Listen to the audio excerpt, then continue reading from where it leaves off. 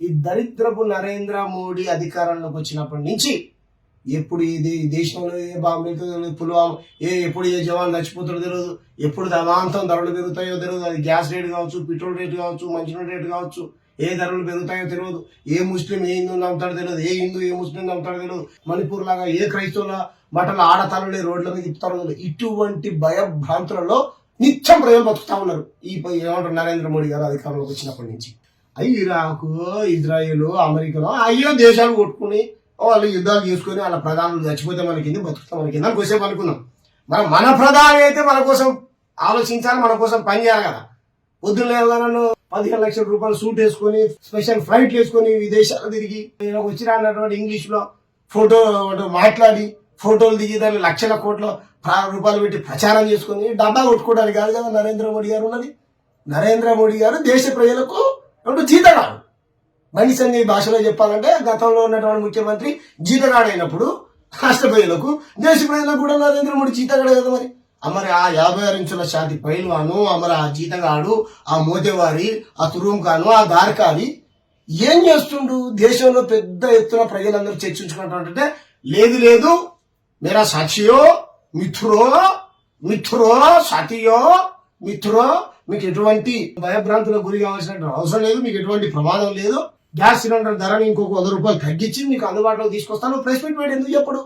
ఈ బీజేపీ నాయకులు లేదు మిమ్మల్ని పార్టీలు, ప్రతిపక్ష పార్టీలు, ఆ పార్టీలు ఈ పార్టీలన్నీ తప్పుదోవలు పట్టిస్తున్నాయి, ఆ ఉద్దేశం పచ్చి నిజం ఇది. వీళ్ళ పనికిరానటువంటి చేష్టల వల్ల, వీళ్ళ మౌనం వల్ల అరే యుద్ధం జరగాలా వద్దా, శాంతియుతంగా ఉండాలా లేదా, ఒకరినొకడు చంపుకోవాలా, ఒకరినొకడు నరుక్కోవాలా, సామరస్యంగా సమస్యను పరిష్కరించుకోవాలా, దానిపైన నీ స్టాండ్ చెప్పాయని ప్రతిపక్ష పార్టీలు మోడీ గారిని అడుగుతుంటే సపోర్ట్ చేయడం. ఆయన మన ట్రంప్ అంటాడు సమర్ అంటే వాడి పర్మిషన్ తో కొనుక్కోవాలంట. మన దేశ సార్వభౌమత్వాన్ని ట్రంప్ దాని కాళ్ళ దగ్గర తాకట్టు పెట్టి మన ఆత్మగౌరవం మీద దెబ్బ కొట్టాడు నరేంద్ర మోడీ. వాడు ట్రంప్ గాడైతే మనకేంది, ఇజ్రాయెల్ అయితే మనకేంది, ఇరాక్ అయితే మనకేంది, ఇరాన్ అయితే మనకేంది. మన దేశంలో మన దగ్గర నుంచి ఎక్స్పోర్ట్ కావట్లేదా? అవసరం మనం ఇలాగే అంటున్నావా? కాబట్టి నాయకులకు పరిపాలన చేయడం చేత కావట్లేదు. సామాన్యమైనటువంటి ప్రజలకు జవాబుదారుగా ఉండాల్సినటువంటి నాయకులు ఉండడం లేరు. కాబట్టి నరేంద్ర మోడీ ఉంటేనే మనకేదో రక్షణ అని మనందరినీ ప్రధాన స్థాయికి తీసుకెళ్లి ఆ వాంఛవాడు నిలబెడతారంటే 3వసారి ముచ్చట మనం ప్రధానమంత్రి చేసుకుని 3 రూపాయల పని కూడా చేసింది దేశ ప్రజలకు. బీజేపీ ముక్త్ భారత్ అయితేనే ఈ దేశం అభివృద్ధి చెందుద్ది ప్రజలారా. కాబట్టి నరేంద్ర మోడీ చెప్పినట్టు ఆయన చెప్పిన గ్యాస్ ఎట్లా ఆయన నుంచి సైంటిస్టులు గ్యాస్ కైసే आता అంటే एक नाला है, एक बोरी है, उसमें से पाइप लगाना जब गैस आता है అంటాడు. ఈయన ఏం చదువుకున్నాడో, ఏం ప్రజానో ఏమో అర్థం కాదు. కాబట్టి ప్రజలారా బొట్టు పెట్టుకొని దండలు వేసుకొని దండం వేసిన మాత్రాన ఈయన సాధు సన్యాసి లాంటి గొప్ప వ్యక్తి కాదు, పచ్చి దుర్మార్గుడు. ఈ నరేంద్ర మోడీ గారిని ఎంత తొందరగా గద్ద దించితే అంత మంచిది. ఎందుకంటే నిత్యావసర సరుకుల పైన అన్నిటిపైన ధరలు పెరిగిపోయినాయి. సామాన్యుడు నడ్డి రోజుకు విరుస్తా ఉన్నారు. కాబట్టి ప్రజలారా మీరందరూ పసిగట్టండి. ఈ యుద్ధం ఎవరి కోసం వచ్చింది, వస్తే ఎందుకోసం ఆగడం లేదు. ఆగితే మనం కొనుక్కునేటువంటి పెట్రోల్ కానీ డీజిల్ కానీ విదేశాల నుంచి మనకి ఎక్స్పోర్ట్ అయినటువంటి వాటి మీద మనకి ఎందుకు ధరలు పెరుగుతా ఉన్నాయి? దానికి సంబంధించిన కంపెనీలు ఎవరి చేతిలో ఉన్నాయి? అది అంబానీ, అదానీ, గుజరాత్, మార్వాడి, అగర్వాల్స్ అలా చేతిలో ఉన్నాయా? మనకి ఎంత ప్రైవేట్ కంపెనీలు, సామాన్యులకు ఎంత ఏజెన్సీలు ఎంత కమ్ముతా ఉన్నారు? వీటన్నిటి మీద చర్చ జరగాల్సినటువంటి అవసరం ఉన్నది. నరేంద్ర మోడీ ఎంత తొందర గద్దె దిగిపోతే అంత తొందర మనకు మంచిది.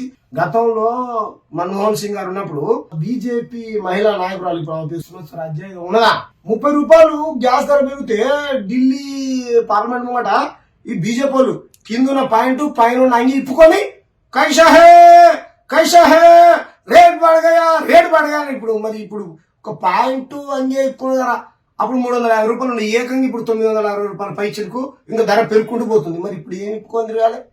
ఇప్పుడు ఏం ఇప్పుకొని ధర్నా చేయాలి? మొత్తం కింది లోపడినది కూడా ఇప్పి ధర్నా చేయాలా? నరేంద్ర మోడీ గారి ఇంటి ముంగట, బీజేపీ ఆఫీస్ ముంగట చెప్పుర్రి మీరు ధరలు పెంచు. అవి కూడా మీరు చూడండి, గతంలో వీడియోలు ఉంటాయి.